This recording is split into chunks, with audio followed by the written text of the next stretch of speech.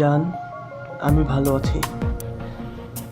ভাবছো শুরুতেই নিজের ভালো থাকার কথাটা বলে ফেললাম? জানি আমার কথাটাই আগে জানতে চাইবে, তাই তো নিজের ভালো থাকার কথাটাই আগে বলে ফেললাম। তোমারটা জানতে চাইলাম না। কষ্ট দিয়ে লাভ কি? আমাকে ছাড়া যে তুমি ভালো নেই তা আমার অজানা নয়। হয়তো অবাক হচ্ছ, মৃত্যুর পরেও কিভাবে কথা বলছি, কি করে কথা বলছি। আদৌ কি সত্য নাকি স্বপ্ন? না লক্ষ্মীটি, স্বপ্ন নয়, সত্য। জানো, স্বর্গে আসার পর স্বর্গের এক প্রহরীকে অনেক অনেক অনেকভাবে অনুরোধ করলাম যেন তোমায় শেষ বিদায় জানানোর সুযোগ দেয়, একটা সুযোগ। প্রথমে কোনোভাবেই মানতে চাইল না। অবশেষে আমার একটা পুণ্যের জন্য নাকি আমাকে এই সুযোগটা দেয়া হলো। ভাবছি তোমাকে ভালোবাসা ছাড়া জীবনে তার কোনো পুণ্য করিনি।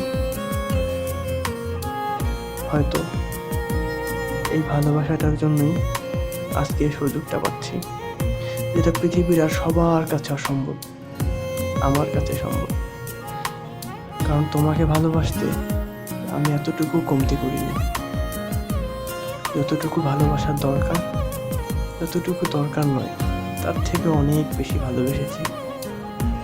শুধুই ভালোবেসেছি, অন্য কিচ্ছু নয়। আমাকে ছেড়ে একা থাকতে খুব কষ্ট হচ্ছে, বলো না? আমার কথা খুব মনে পড়তেছে, খুব কষ্ট হচ্ছে তোমার, তাই না? ভেবো না, ভিড়ের মাঝে যখন তুমি একা হয়ে যাবে, কাছে থেকে যখন সবাই খুব দূরের কেউ হয়ে যাবে, নিজেকে খুব একা মনে হবে যখন, ঠিক তখনই আমাকে ভেবো। তোমার কান্নার মাঝে তোমার ছায়া হয়ে থাকো। ব্যস্ত এই শহরটা যখন নিশ্চুপ হয়ে যাবে, ঘড়ির কাঁটার টিকটিক শব্দ যখন খুব কানে লাগবে, তখন যদি অঝোর ধারার কান্নারা তোমার বুকে জমাট বাঁধে, মনে রেখো অশ্রু হয়ে তোমার মাঝে ফিরে আসবো আমি। আমার প্রিয় গানটা শুনে যখন উদাস হবে, তোমার শরীরের লোমগুলো যখন শিউরে উঠবে, তখন আমার কথা খুব মনে হবে।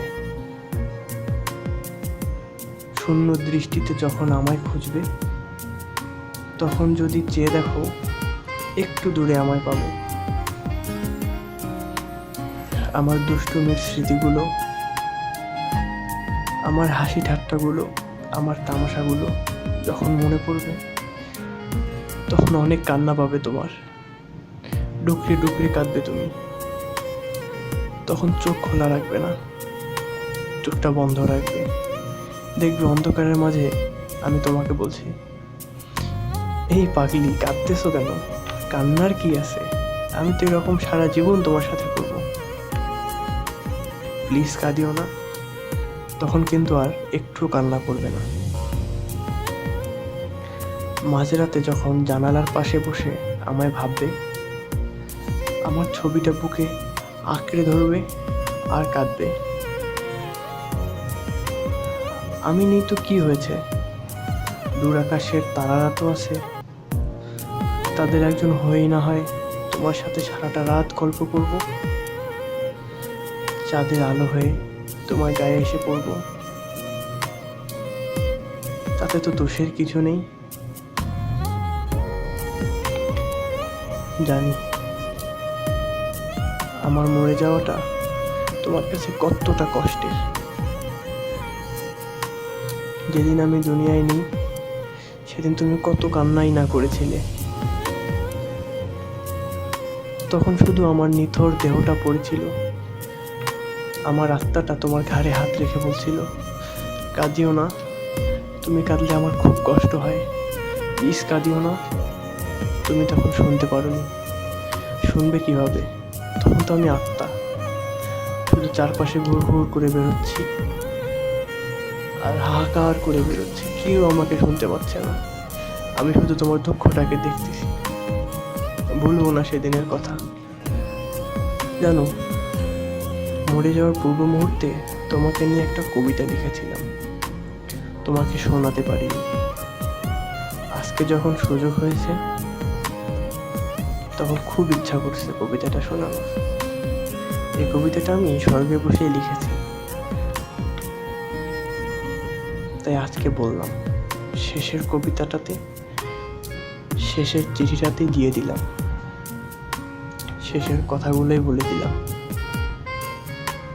তুমি আমার ভোরের পাখি, মিষ্টি মধুর ধ্বনি, তুমি আমার স্বপ্ন ছবি, সুখের হাতছানি, তুমি আমার রঙিন ঘড়ি, নাটাই সুতোর খেলা, তুমি আমার দূর আকাশের হাজার তারার মেলা, তুমি আমার বর্ষা ঋতু, বৃষ্টি বৃষ্টি খেলা, তুমি আমার স্বর্গপুরী, স্বর্গ সুখের ভেলা, তুমি আমার শেষ বিকেলের শেষ গল্পের ছায়া,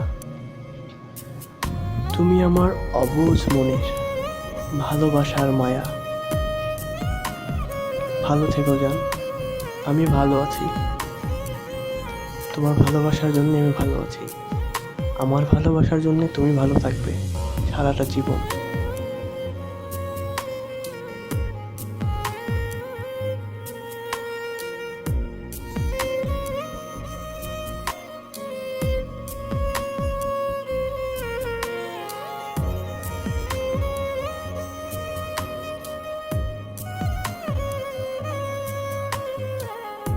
Hi friends, this is friend Munna Ahmed, and thank you so much for listening and watching it.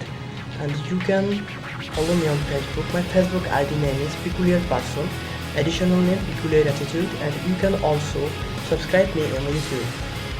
My YouTube channel is Munna Ahmed, and you can also search in YouTube as Tiktiki Production.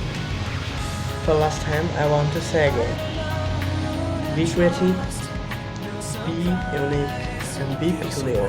That's the peculiar attitude, and I am the peculiar.